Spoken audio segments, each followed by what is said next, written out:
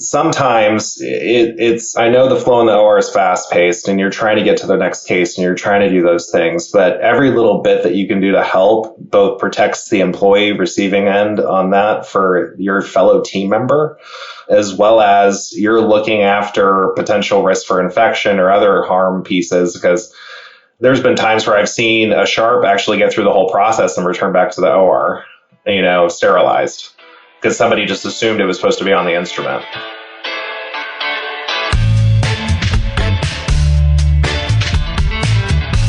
Clock in, scrub up, and join us behind the red line. You're listening to First Case, a perioperative podcast bringing you exciting interviews, engaging discussions, and innovative solutions that are changing the way patients receive surgical care. Each episode, we talk to frontline staff, perioperative leadership, and nursing entrepreneurs from across the country as they share their stories, experience, and expertise on the industry we love. From the back table to the boardroom, from wheels in to wheels out, we tackle the real-life issues affecting the OR. Whether you're tuning in for surgical service education or inspiration, we're glad you're here. And now, it's time to roll back and start the first case.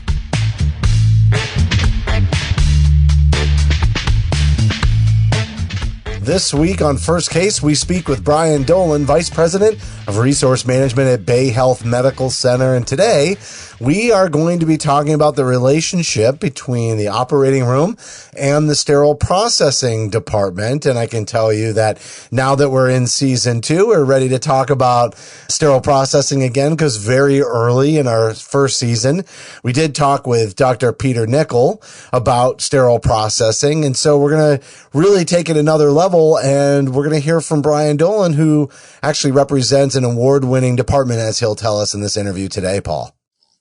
Yeah, I think it's really important that we look at trying to decontaminate the relationship between the OR and sterile processing. It's always been a challenge and a lot of finger pointing that goes on, and many times the relationship is really toxic. I'm really looking forward to hearing what Brian has to say about how to ensure that the relationship can be improved and developed. Well, I guarantee you that decontaminating the relationship between OR and SPD, there are so many people out there that are about to steal that one from you, Paul. I've never heard it before. That was phenomenal. We're going to be right back after a short break with Brian Dolan.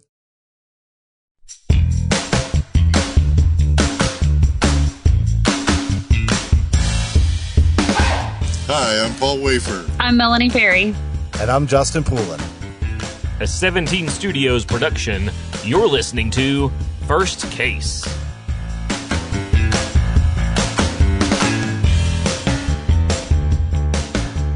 Joining us now is Brian Dolan, Vice President of Resource Management at Bayhealth Medical Center in Delaware. Not too far from me, Brian, although we've not had a chance to meet in person as of yet, but hopefully here in the coming months, it would be great to catch up at some point.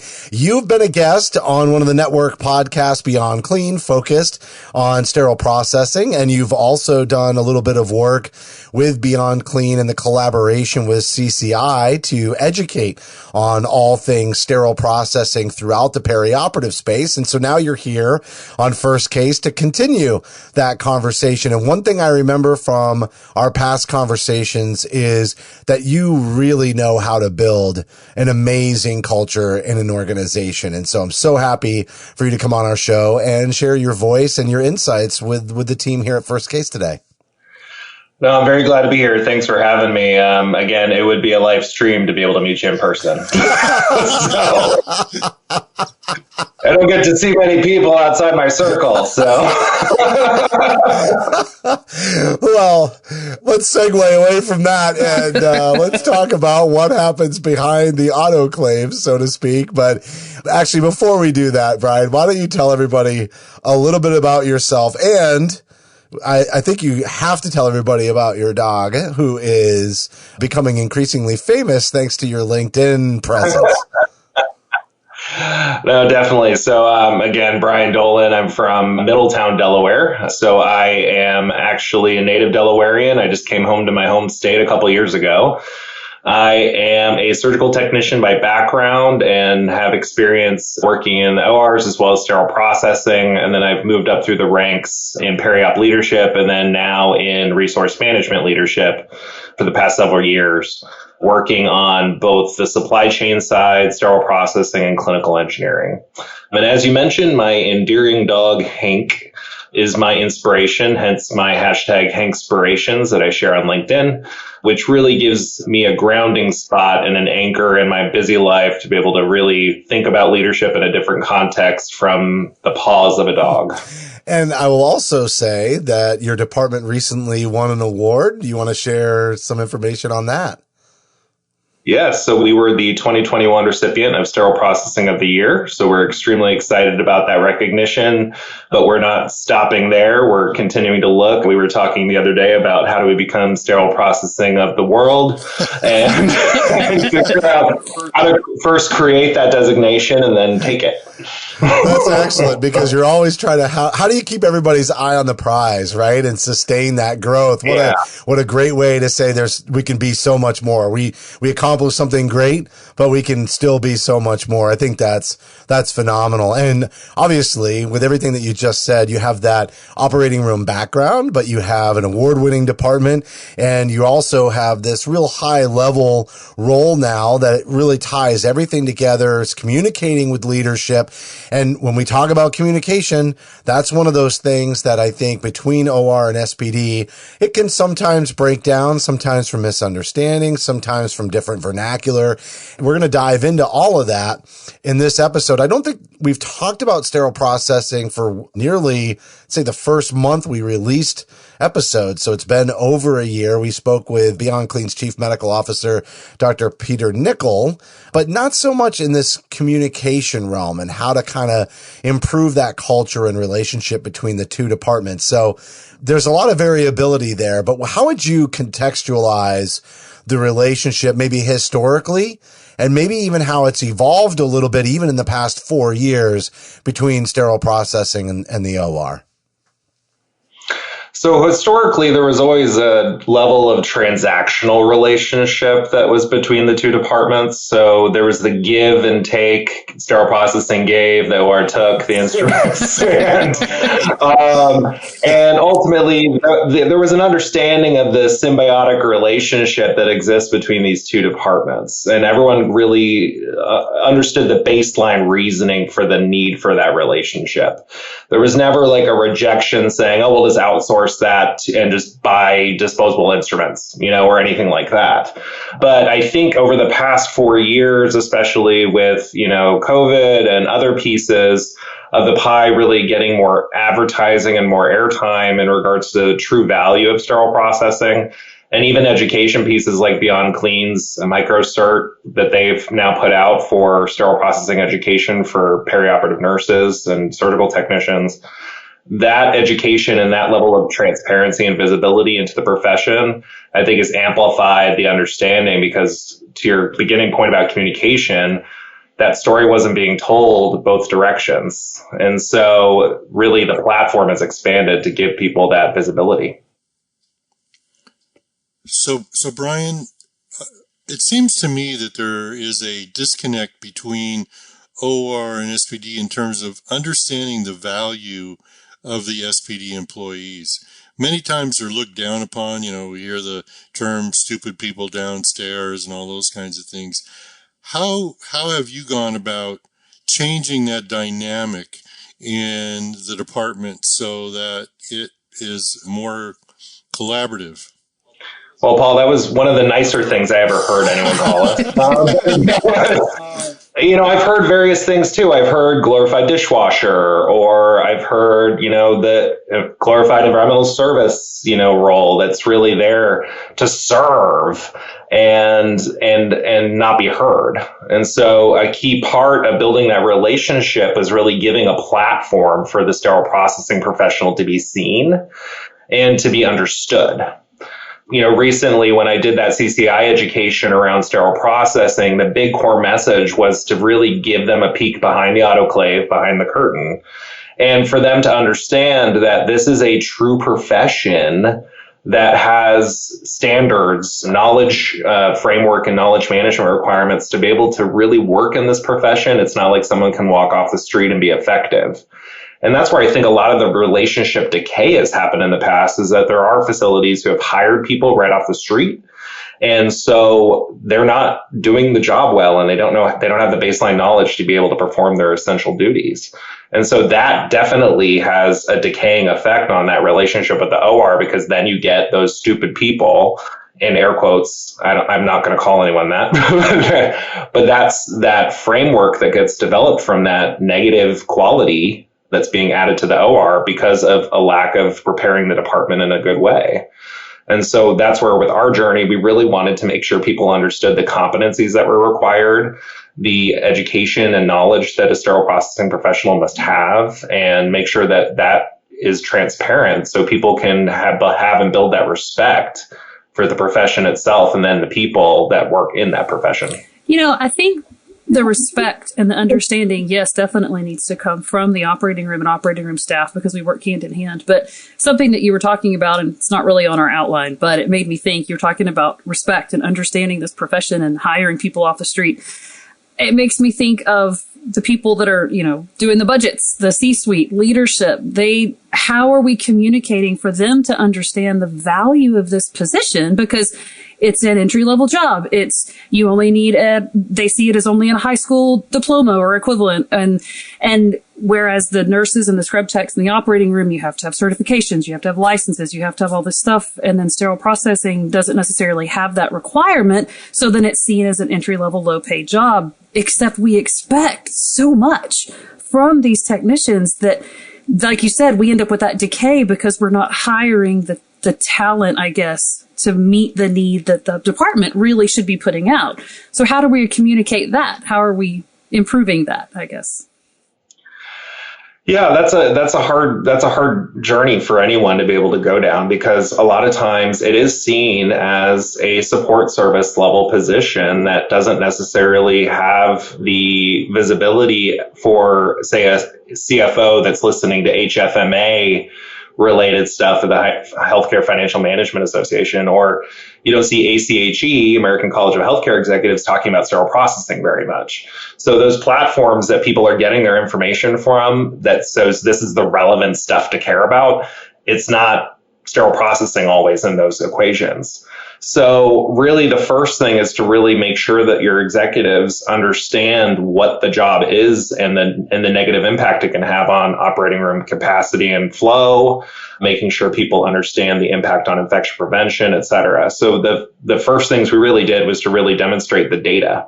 Being able to tell that data journey, of course, your CFO loves data. So being able to depict, here's our error rate.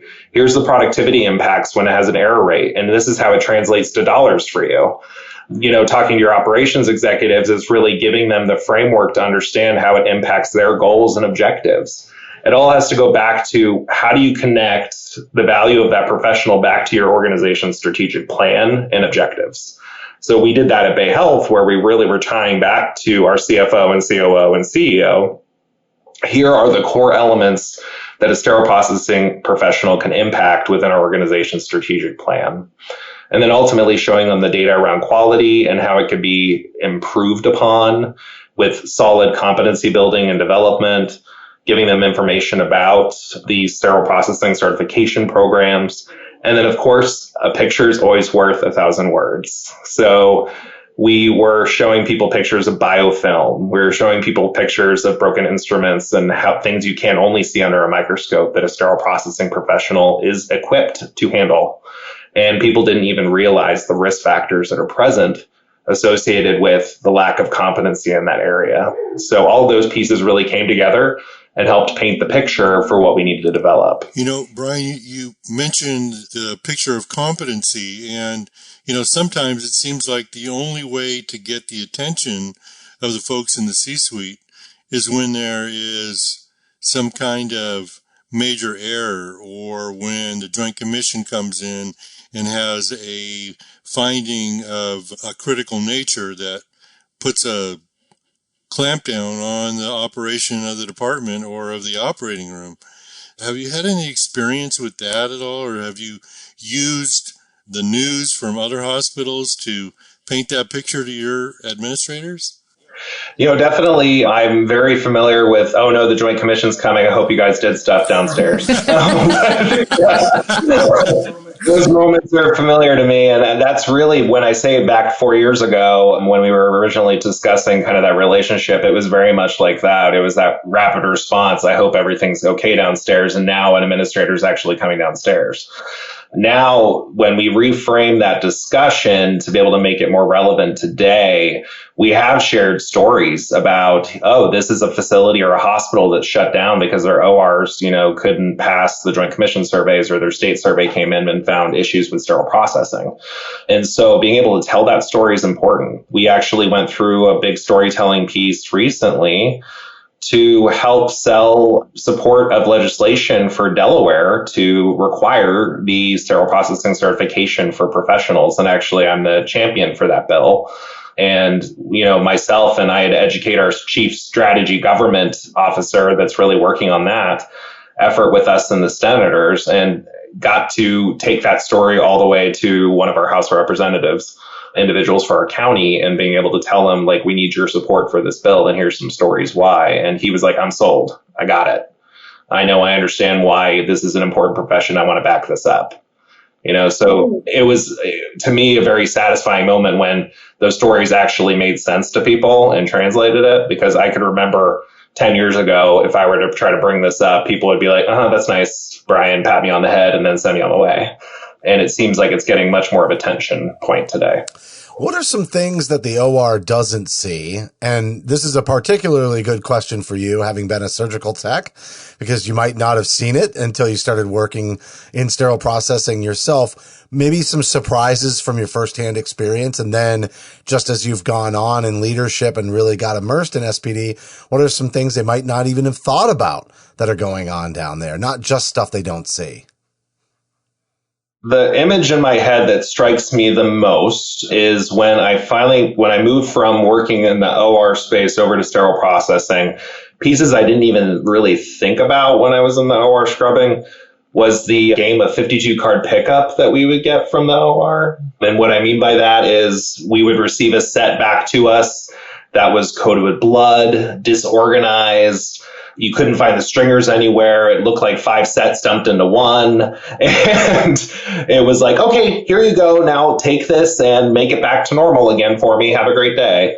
And I remember seeing that in the faces of my techs in Decontam that were just looking destroyed, because they're like, I have to deal with this now. I hope I don't hurt myself or cut myself on these instruments. I hope that they didn't pre-soak. Okay, now I'm going to have to work even harder in the sink because this has been sitting for 2 hours upstairs before they even gave it to me, and so on and so forth. And so the biggest lesson for me was like, I knew about pre-treating and I knew about the pieces that I needed to do in the OR to prepare these instruments so they're protected and that this person on the other end receives them in a way that's orderly and ability for them to do their job. But honestly, we just didn't care. That empathy was lacking. We were more concerned with turnover and get to the next case. And so without that understanding of what they were receiving on the other end, our empathy couldn't form and it wasn't there. And then when I finally went downstairs and saw that come off the elevator, I'm like, oh my God, what have I been doing? It's like, you just don't understand that. And so a lot of times we've had to have that feedback loop even stronger now. And we actually send incident reports back to the OR for variances for quality. Whenever we receive anything that we're saying it's violating any of the standards and that they should have been doing X, Y, and Z, and there's actually a script our group uses to be able to give that information and provide pictures, et cetera. You operationalize that communication and that feedback loop. That's what is really so critical about that strategy. Yes, because just like we have quality reporting for us and the errors that come out of our department for instrumentation, we want to give that same feedback loop power. Working as a nurse, one of the things that has been hammered home since, just going to school was the whole sharps piece and sharps containers and, don't get a needle stick. But how many times do you see sharps end up getting left in the tray? And I know AORN was really on top of this, and the Joint Commission, when they rewrote some of their survey standards recently, maybe in the last 3 years, really focused on that as well. And I've got to think that's because there's been some injuries in sterile processing from sharps that should have gone into sharps containers getting left in the tray and being sent down to decon. Yes, I've seen a lot of different things come back to decon that I wouldn't ever expect.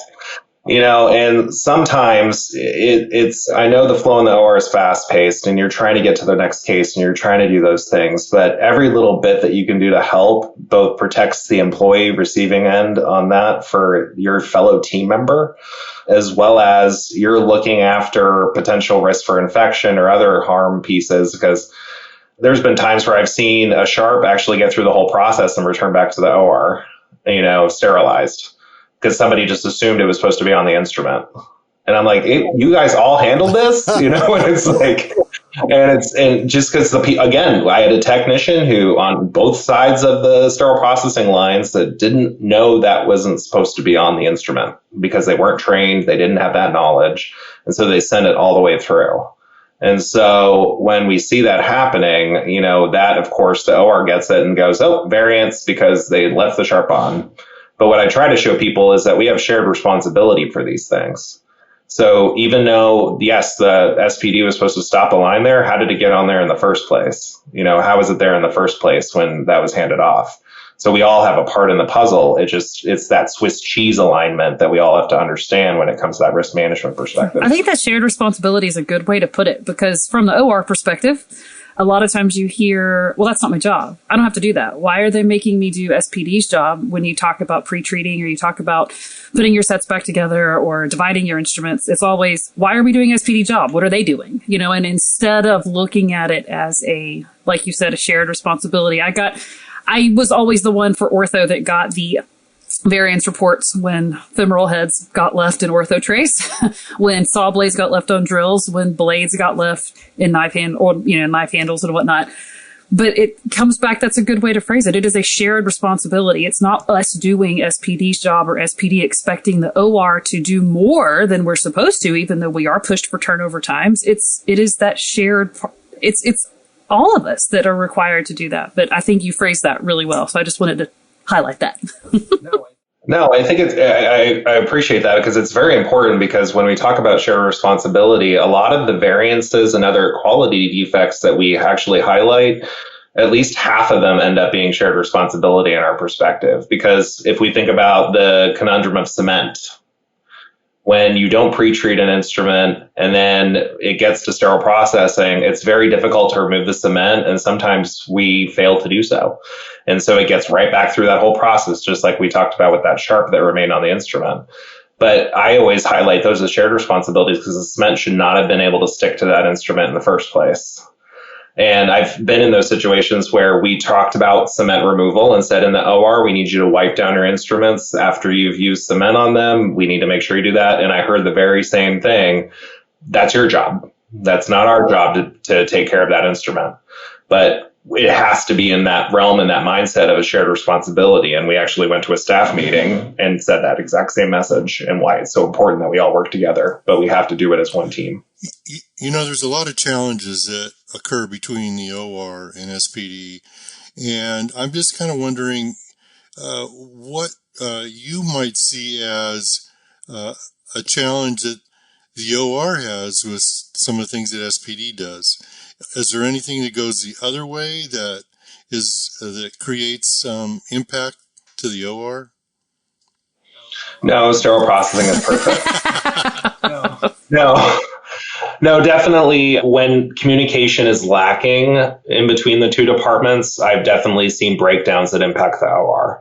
So for example, when people were trying to reinforce weight standards for trays, I've seen trays broken apart that people weren't aware of. So they went and grabbed one tray, not thinking, oh, I need both A and B for this set. And so they ultimately are used to always having just one, and then ends up being a issue of where's the other parts of this set they're all missing. Uh-oh, my doctor's mad now. Uh-oh, now I'm going to have to go figure out this whole thing, but I didn't know in the first place that this got modified. So a lot of those issues end up being around set modifications that are not discussed mutually. Again, shared responsibility. But definitely those impacts can have a major part of a turnover efficiency, first case on time starts, or just case start times in general, as well as it disrupts that relationship between the staff and our physician partners. Because ultimately they're trusting us to have everything prepared and ready. And when we're not showing up to the table, that's when we start seeing either finger pointing or anxiety, and then the case doesn't start right and the surgeon's upset. And then ultimately, does that impact the patient? You can argue yes, because when people aren't at their best mentally, can they really perform to the top of their game? And so we want to make sure that we're able to provide as smooth as possible for that operational flow. And sometimes sterile processing can impact that. And a lot of that, again, ties back to understanding communication and making sure that people are understanding the impact their decisions make, even when they're good intentioned. What efforts are you making to improve that communication? Do you have observations in the various departments when people are starting at your organization, or anything along those lines, so they can see how what they do impacts the other area? Yeah, we've had sterile processing technicians actually go through and do shadowing in the OR before. As of late, with some of our COVID increases and things, that's made it difficult for us, especially when we're trying to, curtail maybe some elective volume. But definitely having that cross-way communication, as well as we've gone to OR staff meetings and provided pictures and information and short studies. We've handed copies out to the RNs and surgical technicians around, here's the tests that people have to take to become a sterile processing technician. So multiple different ways to gain that empathy. It's not a perfect science. I won't say that there aren't probably still individuals who may have not a lack of understanding of some of those things. But I think any which way that you can try to build that bridge over the gap is going to be vital for you to be able to start building that relationship. We talked about a lot of the ways that there is communication breakdowns, but some of it's structural, right? And some of that structure, I mentioned vernacular earlier, but it's really about whether or not you're talking the same language. Like even the names of the instruments, that what they're called in the operating room may not be either the proper name or the nickname that you have in SPD. And then you look at preference cards and pick lists and all that. And, if you don't get that all in alignment, that can really be something that is structural that just causes reoccurring issues. Am I right about that? Oh, 100%. When we come back to just even talk about naming conventions for instruments, we would have a different name in Epic than we would in our instrument tracking system. So when we're trying to pick cases that are based off of the electronic medical record, we are not sure what to pick because the set names are completely different. Oftentimes you see that with loaner instrumentation and those consignment sets that may or may not be communicated with the sterile processing to have a count sheet made or any of that kind of process in the SPM system or in their instrument tracking system. So oftentimes those structural pieces have a huge impact because that starts the communication breakdown, because we're not having direct conversations. We're all communicating through schedules and computers and schedule boards and other things. And we need to make sure that we clean up those things when we can't have those types of direct communication opportunities. To take everything that we've talked about and to just tie it up in a nice bow to hand to the OR or to SPD, when we talk about the importance of communication and respect and those relationships, what advice from your own experience or from the time that you've spent working in both departments can you give to the people that are listening about this important relationship? So to wrap it up in some nice blue wrap with some good sterilization tape, just in time for Christmas. I would like to say that it all comes from seeking to spend more time learning and understanding each other. I think a lot of times where I saw those breakdowns, even structurally or socially, it was because we didn't make time to really understand each other's point of view. And so that's a two-way street. I'm not saying it's just the OR needs to understand it. I'm saying SPD as well, because a lot of times those people are put into a department and they never leave, or they don't explore and see things outside of their scope. And so what we want to be able to do is give them the ability to go see and learn and listen to the challenges that are happening in the OR. I think one of the best things I ever did, probably my last organization, and we're doing this somewhat here now, is that when we have a quality defect error, we try to send the technician who actually did the set so they can hear what the physician's saying directly instead of filtered through a third party, as well as they're seeing the nurses and the techs. And it makes it a lot harder for people to yell and scream when it's like now you actually have to have an in-person discussion and talk about what happened. And so I think being able to have that true human connection between each other to go beyond just communication, that's really the tipping point. This was an awesome interview, but I knew it would be because we've already spoken before in the past, but really glad that you came on the First Case podcast to share some similar themes. I think when we had you on Beyond Clean, we were celebrating the success of your department and sharing that with the SPD, or sterile processing universe, as my co-host on that podcast, Hank Balch, likes to say all the time. But you have been doing some really good work. I know you do a lot of those presentations, for no cost, just to help continue to give that platform and build that for sterile processing, just like you are today on this episode. So Brian, keep up the fight, keep up the good work. And thanks so much for another excellent interview on one of these podcasts on the network.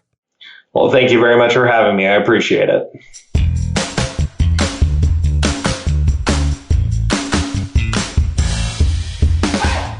That was Brian Dolan, Vice President of Resource Management at Bayhealth Medical Center. And Melanie, just this whole cultural communication, tips for success, and being able to make sure that is a collaborative and really mutually accountable relationship. That's kind of like one of the points that I think really stuck out to you as Brian was kind of talking about their experiences and the way that it was operationalized, so that there's a form for feedback and it goes both ways. And you even said you had that same experience when you were the team lead for ortho. You were getting that kind of feedback from SPD. That's the kind of basic structure for having a two-way relationship and communication to have, sort of mutual respect and accountability, I think.